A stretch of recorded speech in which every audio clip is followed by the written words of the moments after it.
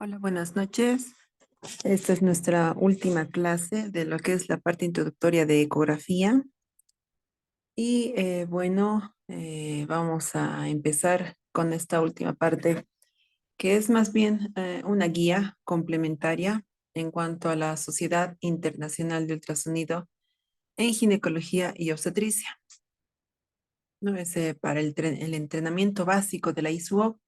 Esto tanto para exámenes con transductor transvaginal en gestaciones, ¿no? En mujeres gestantes.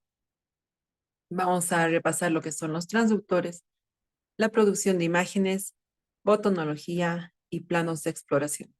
Esta última presentación es mucho más corta que las anteriores, puesto que ya se acerca también nuestro examen final y felizmente hemos podido abarcar todo lo que se ha estado planeando. Mañana es el examen práctico final y como les había dicho, vamos a tener un tiempo también para recordar y para tener los puntos más exactos que voy a requerir para que ustedes ya estén aptos en este primer módulo, ¿no? Para pasar al siguiente módulo. Entonces vamos a continuar.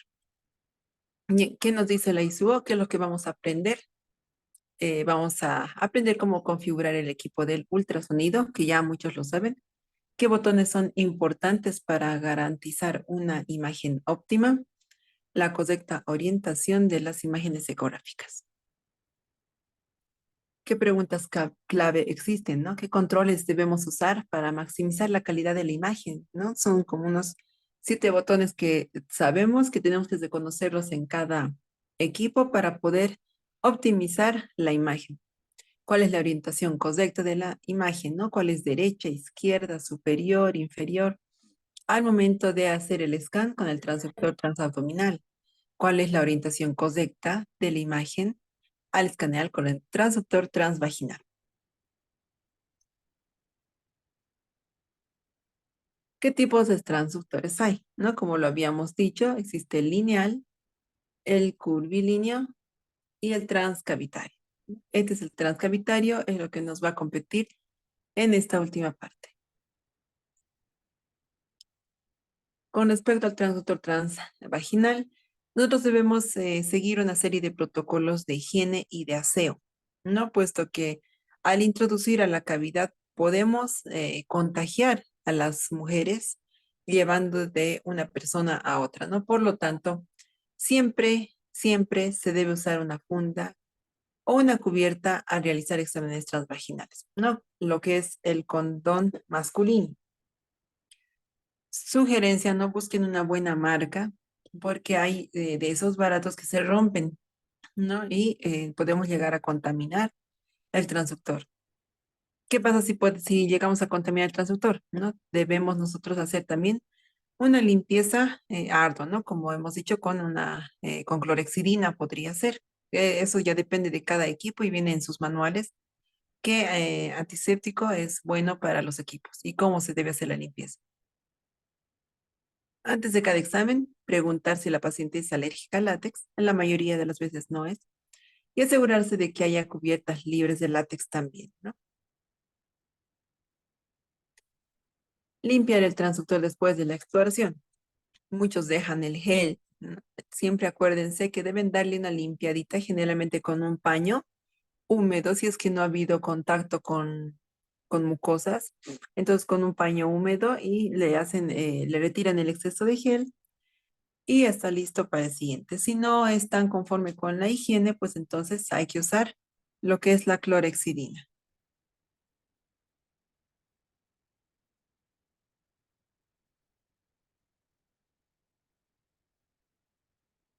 Bueno, como dice, ¿no? En letras marcadas en rojo, los transductores no necesitan estar visiblemente sucios para estar contaminados con esporas bacterianas o cápsides, ¿no? Entonces siempre debemos hacer la desinfección, por lo menos al concluir todo un día de estudios ecográficos.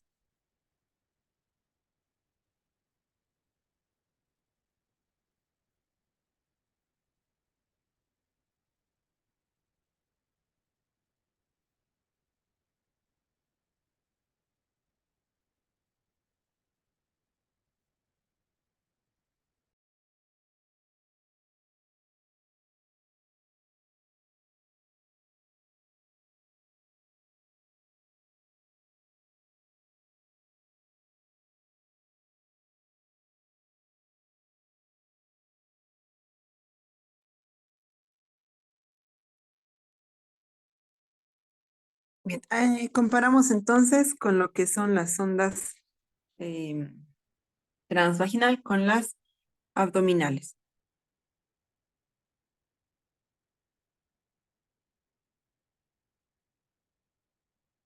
¿Qué diferencias hay? ¿No? El transductor transabdominal hemos dicho que es el convexo.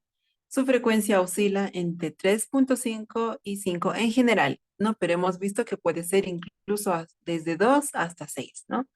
La resolución siempre va a ser menos porque la frecuencia es baja.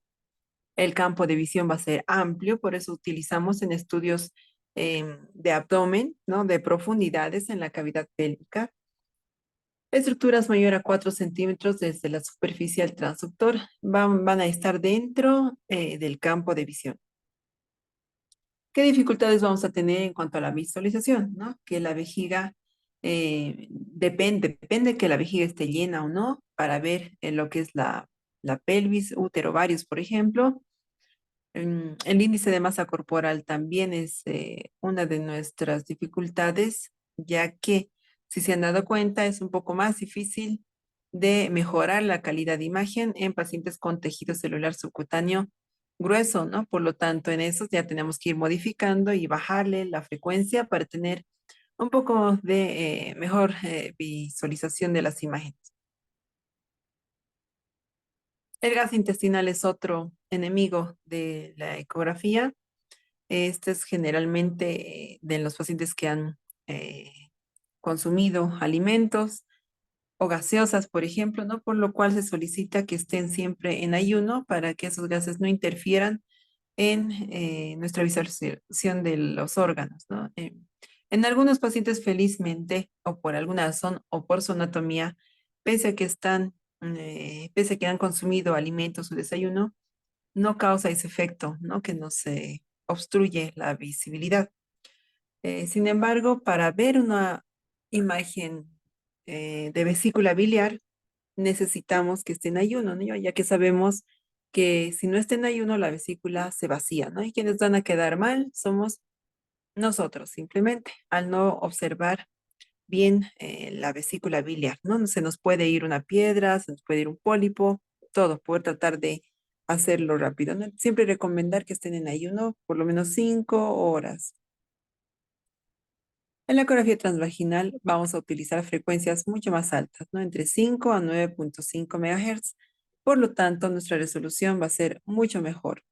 El campo de visión va a ser reducido, ya que no vamos a poder desplazar tan fácil como lo hacemos con el transductor transabdominal. Va a estar nuestro movimiento limitado. Las estructuras mayores de 4 centímetros no se las va a poder observar adecuadamente, ¿no? Ya que la resolución va a ser más cercano al transductor. ¿Qué dificultades vamos a tener en cuanto a la visualización? El primero es el campo de visión, ¿no? Va a ser limitado. El índice de masa corporal no nos va a dificultar de gran manera, ya que estamos ingresando por abajo y nos vamos a topar con muy poca tejido celular, ¿no? Entonces, realmente esto no sería un impedimento. Si es que no observáramos por vía transabdominal adecuadamente estructuras o embarazos de primer trimestre, pues tenemos que irnos por la vía transvaginal y vamos a observar de mucha mejor manera. El gas intestinal también es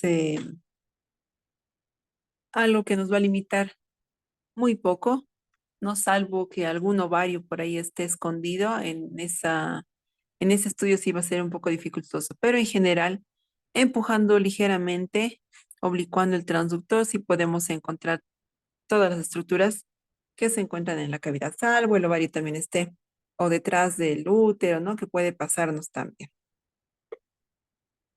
que puede ser más difícil. La ISO nos da una selección del transductor, ¿no? Según al índice de masa corporal. Nos indica que mayor a 5 MHz podemos usar en pacientes entre índice de masa corporal 17, ¿no? Los delgados, hasta los normales, 22 de índice de masa corporal. Y más en Entre 3.5 MHz podemos utilizar con pacientes más gruesitos, ¿no? Menos de 3.5 MHz es lo que nos dice la ISO. Si es que tienen alguna duda en el momento de configurar su equipo, ¿no? Para observar a sus pacientes.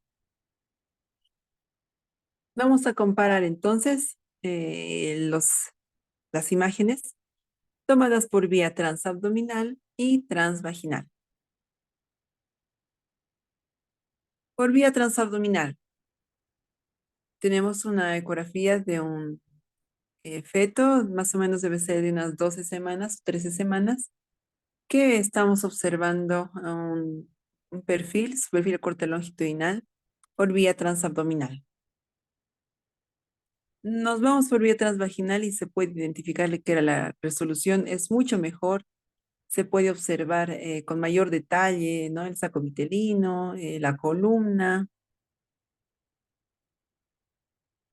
Nos vamos igual una ecografía en un corte transversal del feto a nivel de la vasillita y por vía transabdominal la ecografía, ¿no? Del feto. Entonces estamos observando también, imagínense, es como una vejiga más o menos donde tiene artefactos, ¿no? No nos da una buena calidad de imagen. Y queremos observar esta imagen, ¿no? Donde estamos viendo una saliencia por donde es el cordoncito, el cordón umbilical del bebé. Entonces estamos viendo una saliencia, no la podemos valorar qué órgano será, qué contenido tiene esa saliencia, ¿no? Y nos vamos por vía transabdominal. Ya por vía transabdominal ya podemos observar mucho mejor la estructura, es más isoecoica, definida, ¿no? Y podemos decir que probablemente puede ser el hígado que se ha herniado, ¿no? Entre las malformaciones que ustedes van a ir viendo en posteriores módulos. Pero aquí podemos mejorar la calidad de imagen. Tenemos que tratar de ver lo más negrito posible. Entonces seleccionamos el transductor de acuerdo al trimestre que se encuentra la gestante. En el primer trimestre no se considera que es de 5 a 8 semanas. Vamos a optar la vía transvaginal. Yo les recomiendo por experiencia propia que usen hasta la 10ª semana, ¿no? Hasta la 9ª, ¿no? Que sí se puede por vía transvaginal, pero sí se observa mucho mejor. Yo prefiero hacer por vía transvaginal. Ya desde las 10 semanas ya pueden optar por hacer por vía transabdominal, usando 5 MHz y arriba de las 13 semanas, ya 14 semanas, hasta el tercer trimestre por vía transabdominal sin ningún problema, con 5 MHz o 3.5 MHz, ¿no? Y también hay en algunos ecógrafos la aplicación de obstétrico penetrante, ¿no? Entonces eso quiere decir que le baja la frecuencia y así podemos ver mucho mejor la imagen.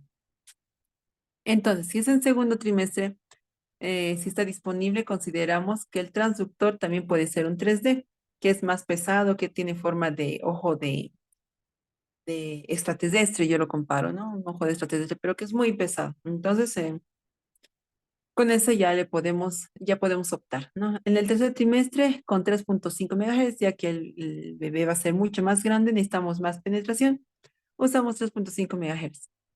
Entonces, también podemos considerar la opción de usar el 3D, ¿no? ¿Cuándo vamos a usar un transvaginal ya en los últimos trimestres? Cuando queremos hacer un diagnóstico de diferencial de placenta baja, por ejemplo, si es que está sangrando, ¿no? Y no observamos bien por vía abdominal, tenemos que pasar a hacer placenta baja. Traten de eh,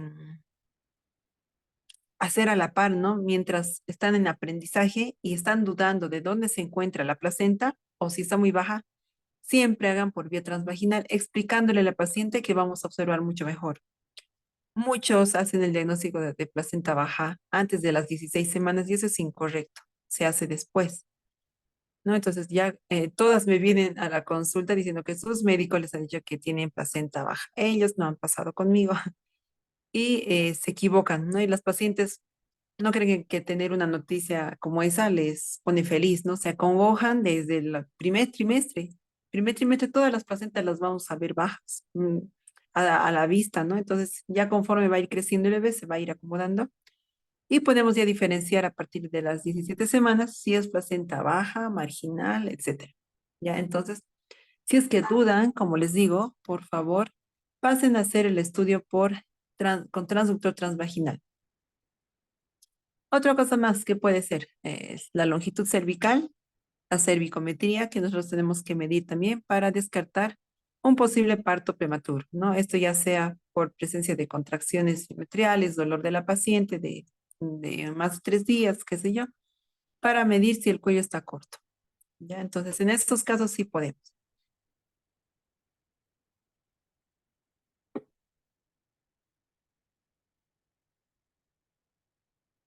Felizmente estos botones ya los conocemos, absolutamente todos, ¿no? ¿Cómo optimizamos la imagen? Con un transductor transvaginal, ¿no? Debemos adaptar la imagen según el plano de exploración y objeto de interés. Tenemos múltiples opciones, dice. En realidad los movemos todos, ¿no?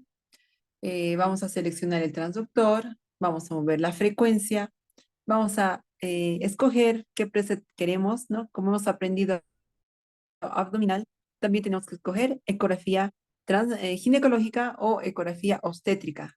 Si es el primer trimestre, dirá obstétrica 1, obstétrica temprana, ya depende de cada equipo. La potencia tenemos que estar siempre al tanto, siempre que tengamos el Doppler sobre todo. ¿Qué profundidad necesitamos de acuerdo al tipo de cada paciente? La ganancia también es importante.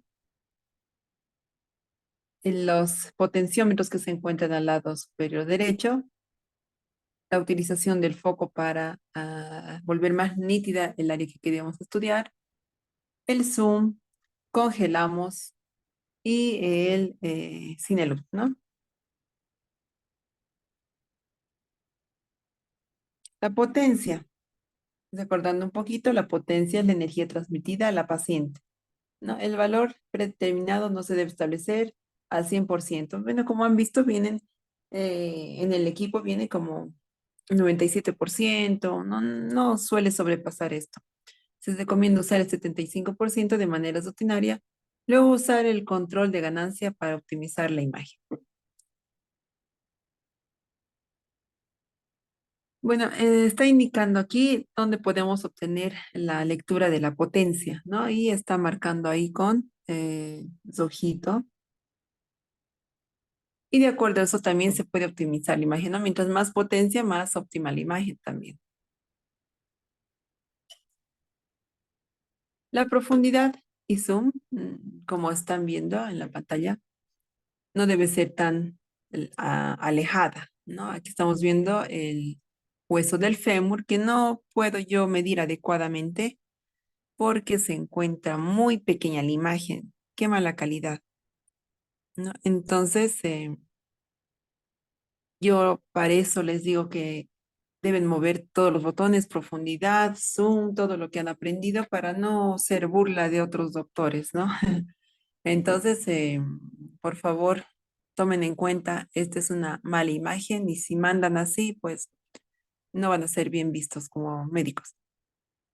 Esta es otra imagen que le estamos acercando con un poco más de profundidad, sin embargo, no es tan buena. Vamos a mejorarla un poco más y estamos con más profundidad. Estamos observando bien la diáfisis y podemos hacer la medición correcta, ¿no? Desde aquí hasta la parte que desaparece, sin contar la parte de las epífisis, ¿no? Ustedes ya van a aprender.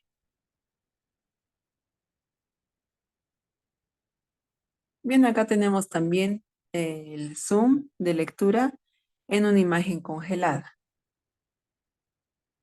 Tenemos a la imagen que está en freeze y el zoom de lectura en una imagen en tiempo real. En algunos equipos también nos menciona con cuántos zoom nos encontramos, ¿no? Aquí, por ejemplo, nos dice es con 10.3. Dice, no, eso es de profundidad y el zoom se encuentra en 60, dice, ¿no? Más o menos, ¿no? Entonces, en algunos equipos tienen, en los básicos no tienen con cuánto se puede usar la profundidad. El foco está comparado con una lente, ¿no? Que hemos dicho que nos ayuda a mejorar la nitidez en esa área que nosotros estudiamos. No más o menos como es este libro, estamos enfocando el foco a nivel de la parte que queremos leer y lo demás se nos pierde, ¿no? No están con tan buena resolución. Entonces sí es muy importante y no debemos olvidarnos de usar siempre el Zoom, ¿no? Estamos en aprendizaje y por favor para mañana no se olviden el Zoom que también les va a sumar los de estar puntos. El foco. El foco se encuentra a manera de una flechita, hemos indicado, ¿no? ¿Cuál es la diferencia? Hemos dicho que nos vuelve, nos adecua, nos mejora la nitidez en esa área que tenemos que estudiar. Estamos aquí observando una carita del feto. Esta es la punta de la nariz, labio superior, labio inferior. Le bajamos el foco a nivel de la carita y ¿qué es lo que obtenemos? Mucha mejor nitidez, ¿no? Ahora sí se puede ver incluso el labio entreabierto, se puede ver las fosas nasales más adecuadamente. Incluso está limpiando la imagen que se observa aquí con artefacto, ¿no? Se está limpiando también esa área. Se puede ver el borde de la placenta y todo eso, ¿no? Entonces, por favor, siempre usen el foco. La ganancia. La ganancia no tiene que ser ni muy amplia ni muy oscura, ¿no? Ni muy brillosa ni muy oscura. ¿Cuándo vamos a saber que estamos utilizando una buena ganancia? ¿No? Ahí también aplica para lo que es el abdomen, la vejiga. Si se han dado cuenta al momento de que yo manipulo el equipo y veo una vejiga con artefacto, le bajo la ganancia y listo, se limpió. Entonces también ustedes tienen que hacer eso, ¿no? Tienen que lograr ver el líquido, sea de la vejiga, de cualquier estructura, negro, totalmente negro, ¿ya? Entonces ahí vamos a saber que nuestra ganancia está adecuada. Ni siquiera el abdomen está totalmente negro, se está observando en una escala de gris suficiente para valorar lo que es la columna, el estómago, ¿no? Entonces, ese es nuestro parámetro, ¿ya? Compensación de ganancia o compensación tiempo-ganancia también, ¿no? Eh, una manera de oblicuarlo totalmente no es correcto, ¿no? Se va a observar la parte superior de la placenta totalmente negra y no se va a poder visualizar adecuadamente. Y la parte inferior casi blanca, ¿no? No se observa muy bien. Entonces, para poder valorar totalmente tiene que estar homogéneo, ¿no? Si estamos teniendo brillo arriba, también tiene que tener brillo abajo, ¿no? Entonces, más o menos el mismo tono de gris tiene que estar tanto en la parte superior, cerca al transductor, como en la parte posterior, cerca al feto, ¿no? O a las estructuras más posteriores. Una ganancia uniforme se está indicando en una ecografía obstétrica. Sin embargo, si es que no ven estructuras más profundas, sean en gorditas o sean en gestaciones que están muy aumentadas, entonces solamente van a mover ligeramente de arriba a abajo, de izquierda a derecha. No mucho, esto nos va a llevar a confusiones. Una ganancia lejana, excesiva, ¿no? O sea, todo se ha quedado recto y los dos potenciómetros de la parte más distante están totalmente movidos hacia la parte más brillosa, ¿no? Y se ve aquí totalmente brilloso la parte inferior.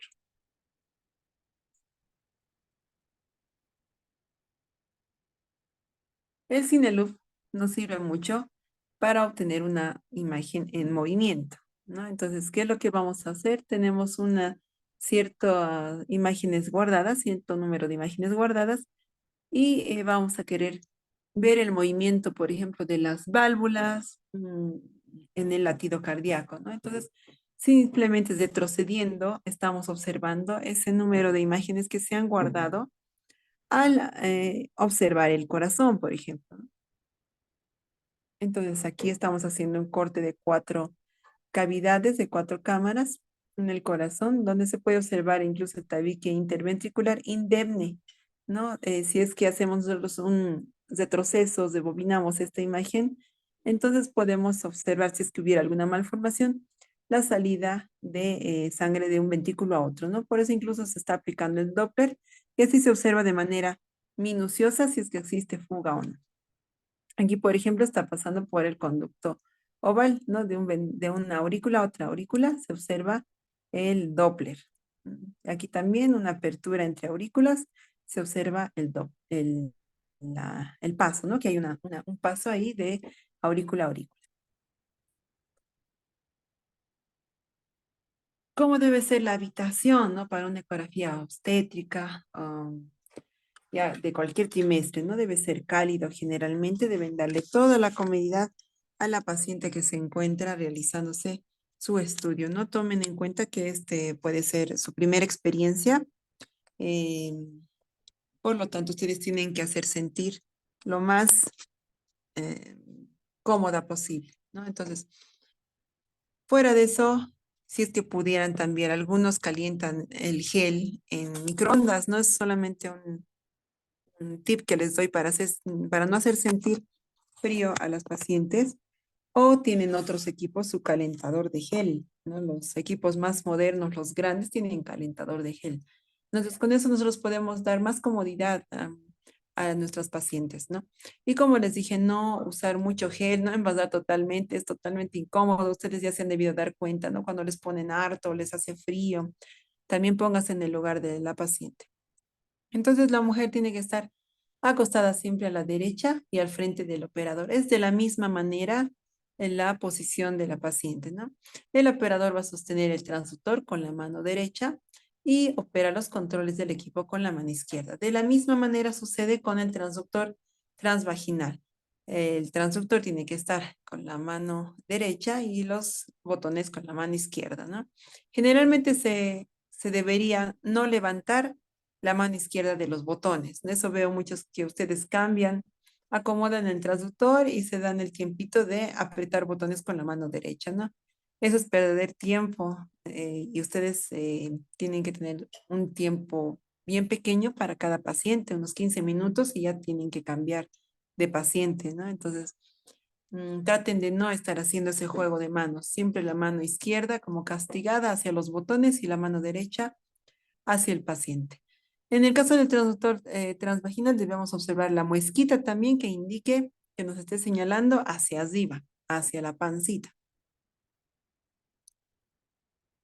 Los planos que tenemos son los que, bueno, están aquí, ya los había mencionado, que son el coronal, el sagital, el transverso. El coronal hemos dicho que divide al cuerpo en dos mitades, una anterior y otra posterior. El sagital que divide al cuerpo en otras dos mitades, una derecha y una izquierda. Y el transverso en otras dos mitades, que es una superior y otra inferior, ¿no? O también cefálico o caudal. ¿Cómo debemos orientarnos con el transductor? Es lo mismo, ¿no? Entonces se lleva el transductor. Primero hay que ubicar dónde está la muesca, porque algunos vienen con puntitos, otros vienen con línea y línea vertical, línea horizontal, ¿no? La línea vertical está delante, la horizontal atrás. O sea, tienen que ustedes conocer primero su equipo para ver dónde se encuentra la muesca y no hacerla al revés el estudio. Entonces, una vez que hemos ubicado la muesca, la marquita del transductor siempre va a ir a un lado, ¿no? ¿Entiendo? A un lado de la vasijita. En este caso sería a la derecha de la paciente, ¿no? Entonces, con eso nosotros ya podemos chequear dónde se encuentra la posición, en qué posición se encuentra el bebé, ¿no? Y recordaremos qué posición quiere decir la relación del dorso fetal con un hemi-abdomen de la madre, ¿no? Entonces, ya nosotros obteniendo el transductor con la muesquita en un lugar correcto, ya podemos ir revisando de arriba a abajo al feto. La orientación correcta del transductor, ¿no? Transverso. Tenemos como regla, cuando miramos a la paciente y al monitor, el lado derecho de la paciente se presenta en el izquierdo del monitor, ¿no? Como ya lo sabemos.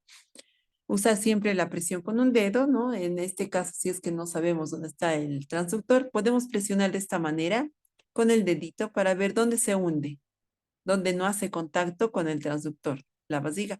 Entonces, en este caso estamos en buen lugar, no estamos indicando a la derecha de la paciente porque aquí ya no hay contacto, está haciendo presión aquí el médico que le está haciendo con un dedo.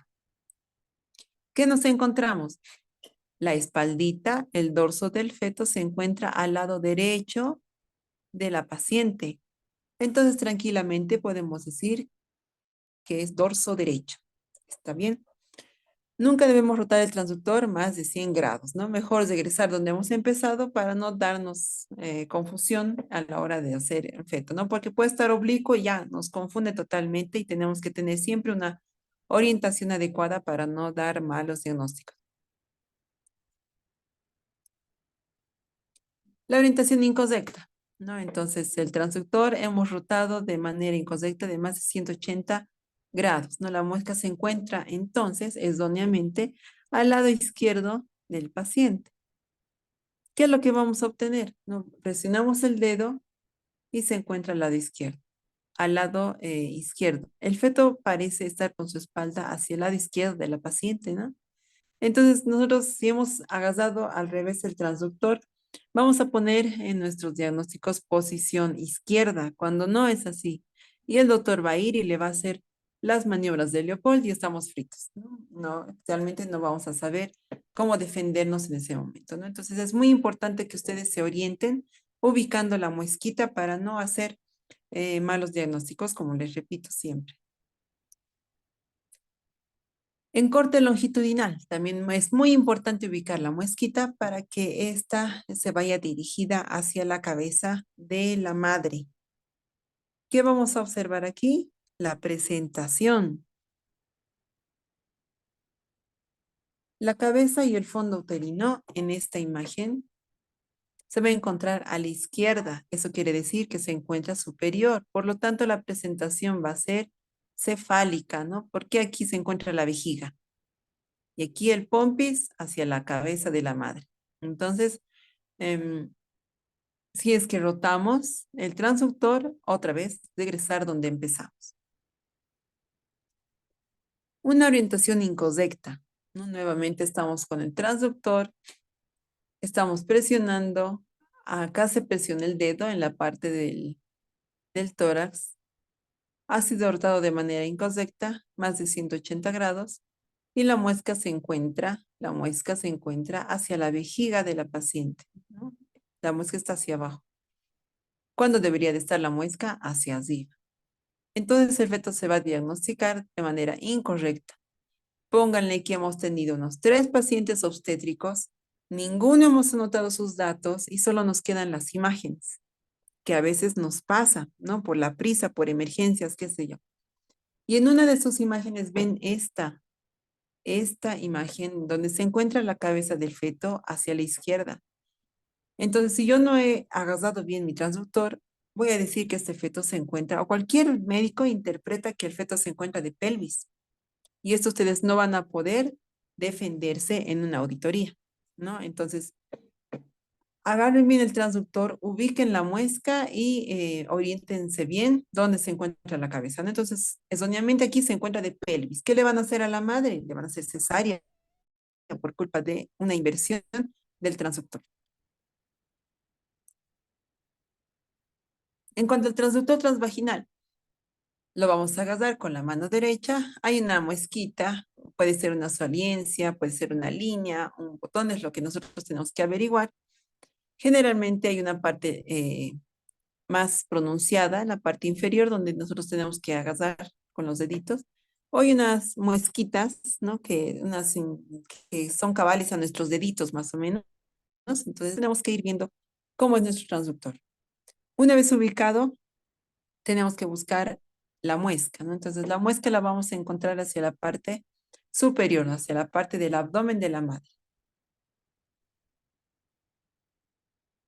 Y para rotarlo, para tener la muesca hacia la derecha de la madre, tenemos que rotar el transductor en sentido antihorario. Esto quiere decir en contra de las manecillas del reloj, sin hacer mucho movimiento. Tenemos aquí un corte longitudinal del útero, en donde vamos a encontrar la muesca que se está dirigiendo hacia el abdomen de la madre, hacia arriba, anterior, ¿no? Entonces, hemos introducido y vamos a observar esta imagen. El fondo tiene que estar normalmente hacia la izquierda en la pantalla. El cérvix tiene que estar normalmente hacia la derecha de la pantalla. Con esta imagen yo ya puedo hacer un diagnóstico de posición del útero, ¿no? Por eso dicen, está en anteverso flexión, está en retroverso flexión. Por eso mencionan esas palabras. Estamos mencionando la posición del útero. Entonces, en este caso, ¿cómo se encuentra el útero anteriormente, ¿no? Hacia la izquierda? Estamos hablando de un útero que se encuentra en anteverso flexión. ¿Qué pasa si giro el transductor? Lo voy a ver todo al revés. Giro entonces mi transductor con la muesca que se encontraba anterior a su vasiguita, lo voy a girar en contra de las manecillas desde el ojo, unos 90 grados, haciendo que la muesca se dirija hacia la derecha de la paciente. ¿Qué es esta imagen? Es un corte transversal del útero a este nivel. Ya no estamos hablando de corte longitudinal, es corte transversal.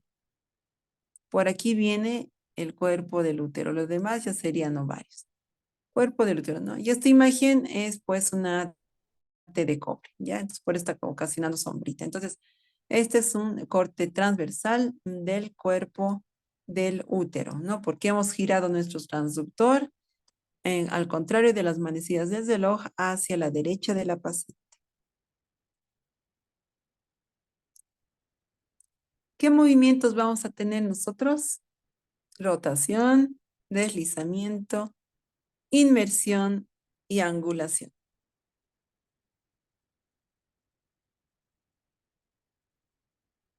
Movimiento de rotación.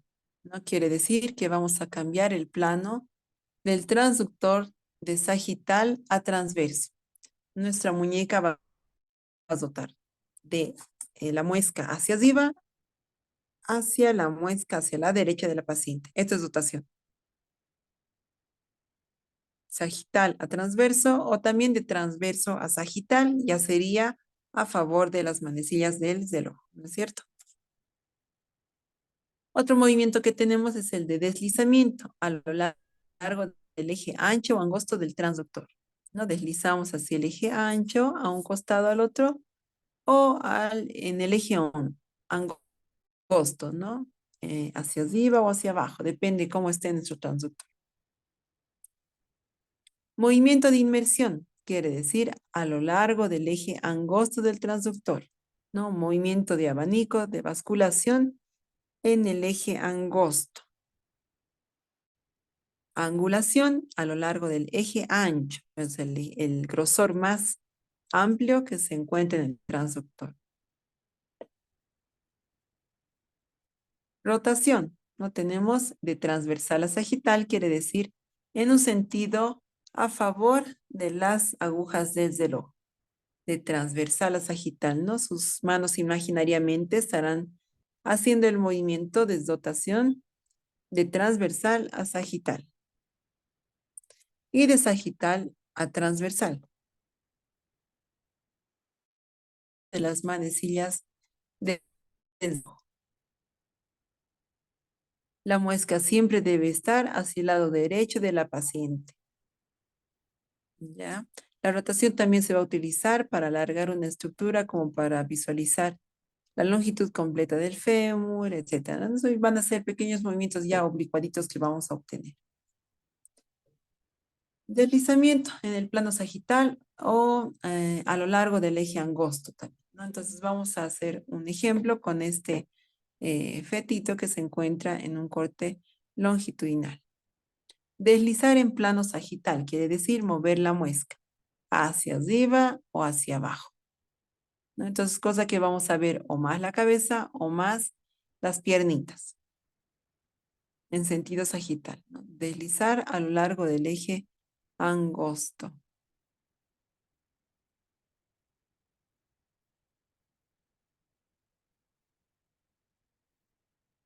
Si es que tuviéramos una imagen de la mitad del fetito, ahora sí entra aquí lo que es acomodarnos haciendo el movimiento de deslizamiento. ¿Para qué? Para observar, para poner más céntrica la imagen del feto. Y entonces, como les digo, aquí también implica que el feto se encuentre al centro, no a un costado, no nos sirve de nada, ¿no? El feto tiene que estar en el centro y lo más amplio posible para ver toda su anatomía. Vamos a deslizarnos en el plano transversal a lo largo del eje ancho. Utilizamos para la exploración de la evaluación del embarazo del feto. Entonces va a ayudar a determinar la posición fetal y localizar la anatomía. Por ejemplo, estamos aquí haciendo un corte transversal, cortándolo al feto en dos mitades, en una superior y otra inferior, ¿no? Para hacer un deslizamiento en toda su anatomía de arriba abajo, en un corte transversal. O sea que la muesca del transductor puede estar a un ladito, el ancho cubriendo como si fuera un corte en todo el abdomen, y vamos a subir y bajar. Subimos, nos encontramos en un corte transversal del tórax a nivel del corazón y bajamos y nos encontramos con el abdomen a nivel del estómago, el corte, ¿no? Entonces, en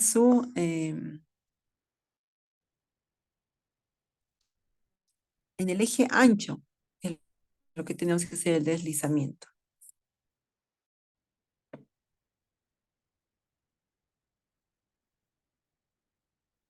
¿En qué consiste el movimiento de inmersión? ¿No? Esto quiere decir que hacia adelante, desde la muesca a lo largo del eje angosto, ¿no? Como indican las flechitas.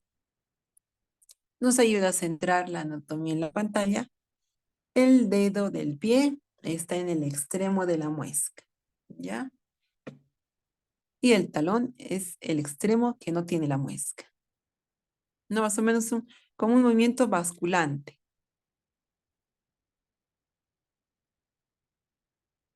El movimiento del transductor angular, entonces va a consistir en realizar una inclinación en el eje largo del transductor,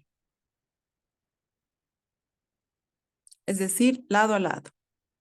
Esto nos va a ayudar también a centrar la anatomía, ¿no? O sea, nos anclamos a un lugar y solamente movemos lo que es la muñeca, ¿no? Sin deslizar, sin mover lo que es la parte de la gomita del transductor, ¿ya?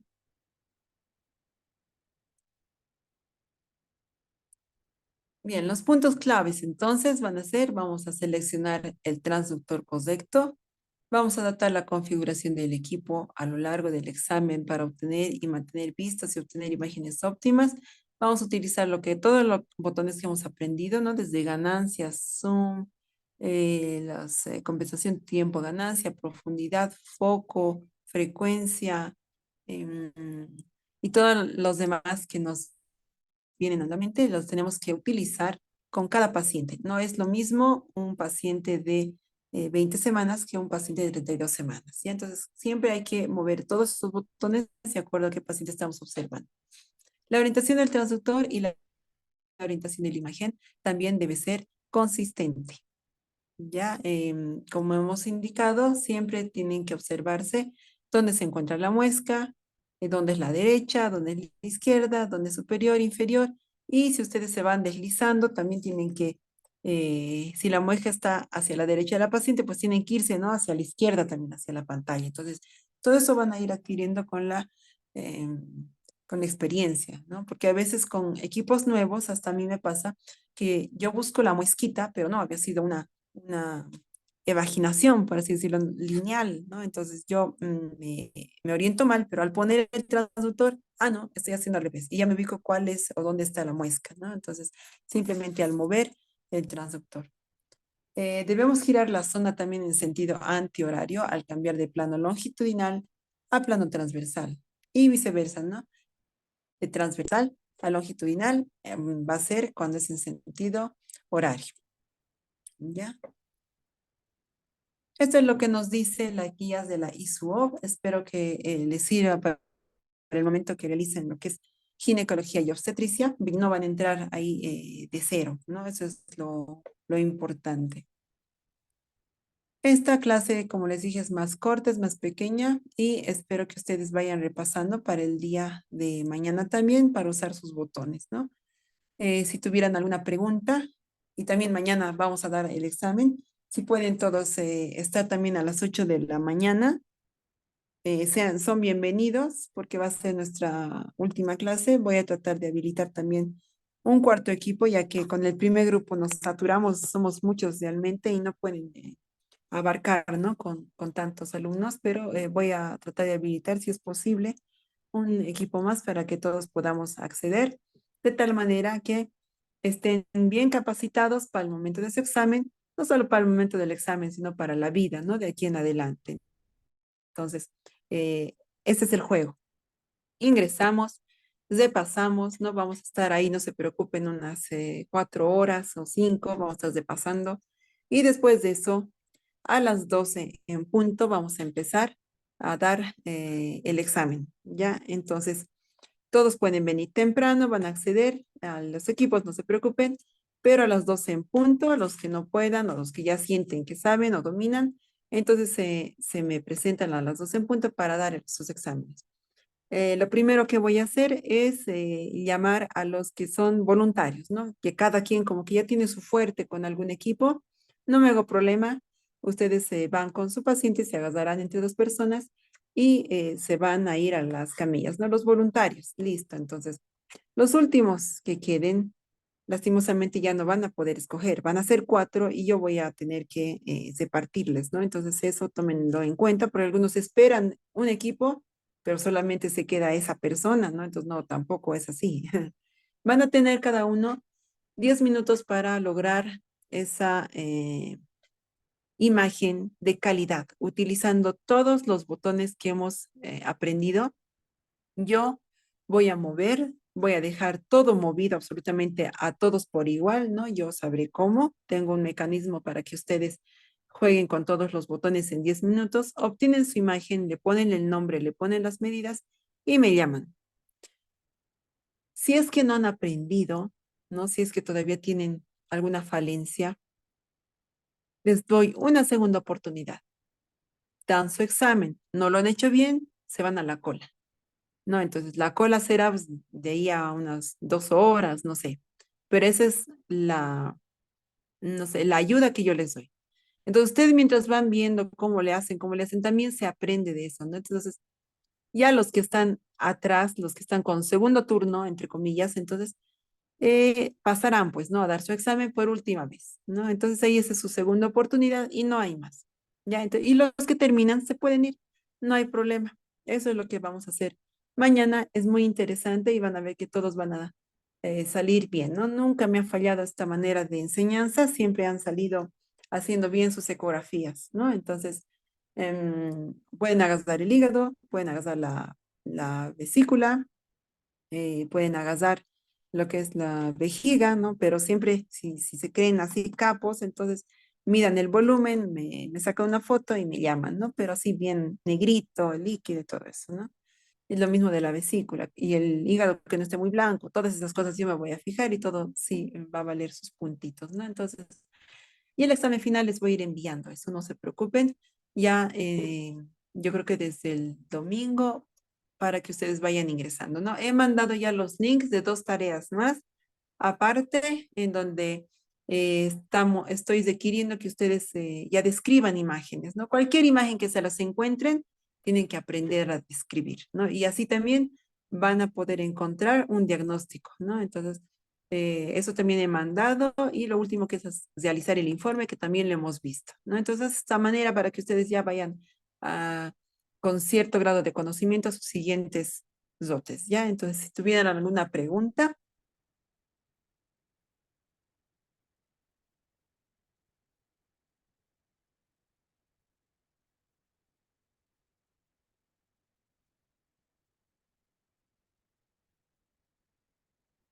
bueno, entonces como no hay preguntas, mañana nos veríamos, por Doc, favor. buenas Mm, noches. buenas Eh, noches, Joel, Doc, adelante. Doc, disculpe, usted también comentó, bueno, al menos en lo que vi en el comunicado, se iba a poder traer algún pacientito. Eso es posible, ¿no, doctora? Sí, sí, claro, eso les da una ventaja muy grande, ¿no? Generalmente me suelen traer a sus hijos, los jovencitos niños, se ve todo bien de maravilla, entonces sí pueden traerlo, ¿no? Pero tengan en cuenta que si va a ser vejiga, tienen que tomar 1 litro de agua 1 hora antes. Tal vez para algunos es más fácil hacer, entonces eso hagan, por favor. Y si no, pues agarren cualquier órgano y también me muestran, ¿no? Sí, sí Listo, se puede traer. listo, muy amable, doctora, gracias. Listo, ya. ¿Alguien más me quería preguntar por ahí?